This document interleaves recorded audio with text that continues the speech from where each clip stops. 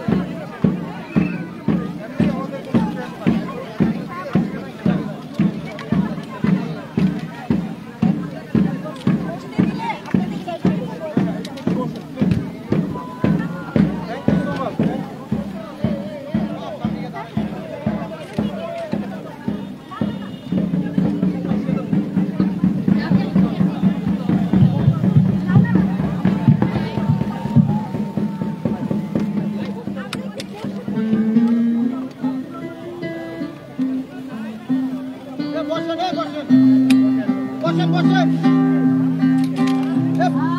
সামনে যারা